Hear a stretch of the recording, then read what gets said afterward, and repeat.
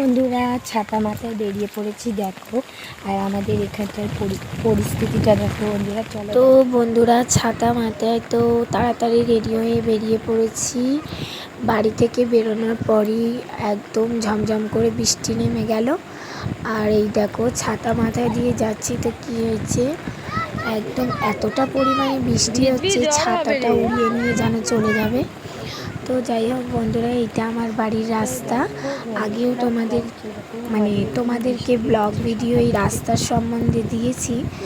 যারা আমার বন্ধুরা আছো তারা অবশ্যই জানো। তো বন্ধুরা, এই রাস্তা দিয়েই আমাদের মোড়ের মাথায় যেতে হয়। সামনে একটা বড় শীতলা মন্দির পড়ে। এই যে শীতলা মন্দির, আমাদের জাগ্রত শীতলা মা থান এটা। তো এখান দিয়ে হেঁটে হেঁটে আমাদের মোড়ের মাথায় যেতে হয়। মোড়ের মাথায় অটো পেলে তারপরে আমরা সোনারপুরে যাই। তো অটো পাওয়াটা মুশকিল হয়, দুপুরবেলার টাইমে সবাই খেতে যায়। তো এখন তো দুপুর না, ঠিক বেরোতে বেরোতে আমার 11:30 বেজে গেছে। তবু 11:30টার মধ্যে এখানে অনেকক্ষণ ওয়েট করার পর এই দেখো একটা অটো দাঁড়িয়ে আছে। তো এই অটোটা দাঁড়িয়ে আছে ঠিকই কথা, এই অটোটা যাবে না বললো। তো যাই হোক, অটো করে সোনারপুরে চলে এলাম। আর সোনারপুরের পরিস্থিতিটা দেখো বন্ধুরা, পুরো রাস্তাটা ভিজে গেছে। এমনি কলকাতা শহরের রাস্তাগুলো এতটাই পরিমাণে নিচু হয় আর ড্রেনগুলো একটু বৃষ্টি হলেই ডুবে যায়। তো বন্ধুরা দেখো কী পরিমাণে রাস্তার অবস্থাটা, পুরো প্রচণ্ড পরিমাণে খারাপ। রাস্তাটা ভিজে পুরো কাদা কাদা হয়ে গেছে। আর এই দেখো, আমি এখান থেকে সোজা হেঁটে সোনারপুর রেল স্টেশনে যাচ্ছি। যেহেতু আমি আজকে যাব চিত্তরঞ্জন হসপিটালে। চিত্তরঞ্জন হসপিটালে আমাদের যেতে গেলে আগে রেল স্টেশনে যেতে হয় সোনারপুর। তারপরে ওখান থেকে আমি কেটে নেব টিকিটটা আমি কাটি শিয়ালদা রিটার্ন অবধি।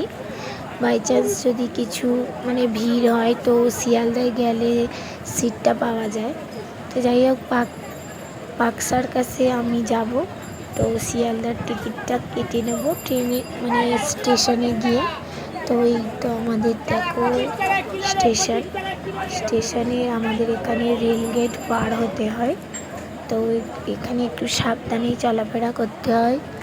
বৃষ্টির সময় কাদা কাদা হয়ে যায়, আর ট্রেন আসারও দুদিক থেকে ভয় আছে। তো সেই জন্য একটু সাবধানেই চলতে হয়। তো আমি রেল স্টেশন পার হলাম, রেল স্টেশন পার হয়ে প্ল্যাটফর্মে উঠব। তো বন্ধুরা দেখো, আমি রেল স্টেশন পার হচ্ছি আর চারপাশটা দেখানোর চেষ্টা করছি। প্রচণ্ড পরিমাণে বৃষ্টি হয়েছে, কাদা কাদা হয়ে গেছে রেল স্টেশনটা। তো প্ল্যাটফর্মে উঠব, উঠে শিয়ালদার ট্রেন আসা অবধি অপেক্ষা করব। বন্ধুরা, এতটা বৃষ্টির পরিমাণে ট্রেনগুলো আসতেও লেট করছিল। অনেকক্ষণ দাঁড়ানোর পর আমি রেল স্টেশনে উঠে অনেকক্ষণ এখানে ওয়েট করেছি। তো বন্ধুরা, ট্রেনে এই সময়টা একটু ভিড় হয়। তো ভিড় হলে আমি সবটুকু ভিডিওর মাধ্যমে দেখাতে পারবো না। তো যাই হোক, তো বন্ধুরা ভিড় তো হয়েছিল, তাই জন্য ভিডিওটা আমি করতে পারিনি ট্রেনে। তো দেখো, আমি পার্ক সার্কাসে চলে এসেছি।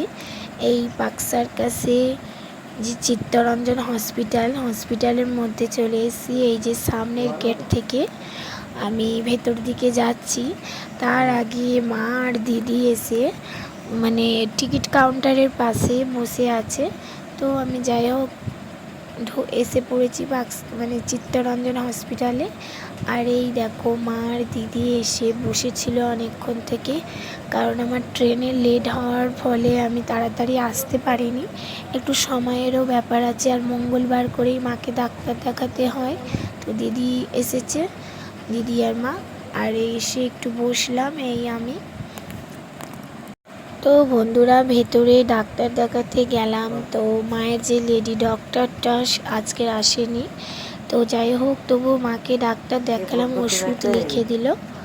তো এখন তো বন্ধুরা প্রেসক্রিপশানে মায়ের ওষুধ লিখে দিল।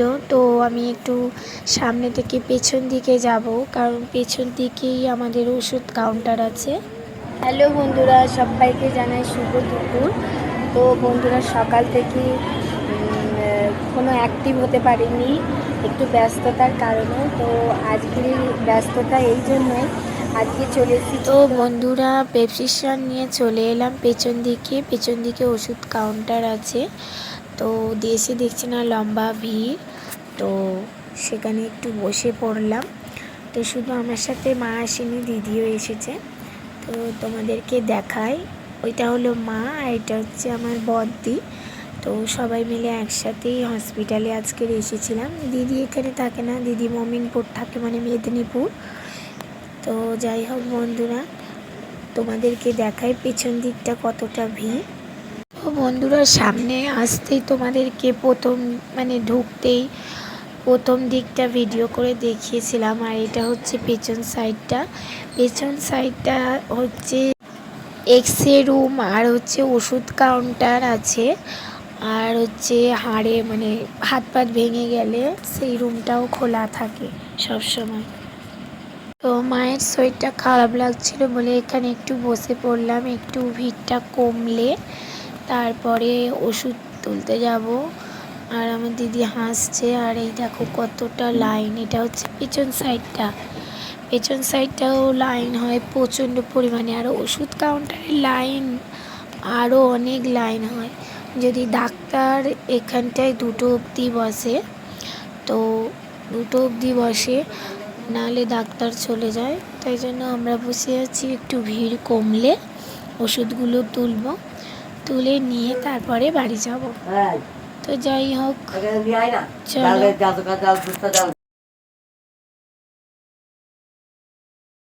দেখো বন্ধুরা, চিত্তরঞ্জন হসপিটালে চলে এসেছি সকাল সকাল। তো এখন বাজে 3:15। আর এই দেখো মায়ের ডাক্তার দেখানো হয়েছে, মায়ের প্রেসক্রিপশন ওষুধ তো কেনা হয়েছে, আরও অনেক ওষুধ দিয়েছে। সবাই মিলে বসে আছে। এই হলো আমার দিদি, আর আমি বসে আছি সামনে ওষুধ কাউন্টার। এখান থেকে মায়ের ওষুধ তোলা হয়ে গেছে। এই হলো গেট, আর এই হচ্ছে পেছন সাইডে। পুরোটা এরিয়া জুড়ে চিত্তরঞ্জন হসপিটালটা অনেকটাই বড়। সবটুকু তোমাদের এই ভিডিওর মাধ্যমে শেয়ার করলাম। ভিডিওটা ভালো লাগলে অবশ্যই সাবস্ক্রাইব করে পাশে থেকো। তো চলো বন্ধুরা, এই দেখো মা দাঁড়িয়ে আছে, আমাদের দেখানো হয়ে গেছে, এবার আমরা বাড়ি যাব। বন্ধুরা মায়ের ডাক্তার দেখানো হয়ে গেছে, এই তো মা পিছনে, এই দিদি, সবাই মিলে এবার বাড়ি চলে যাব। তো চলো, ভিডিওটা ভালো লাগলে অবশ্যই সাবস্ক্রাইব করো। টাটা।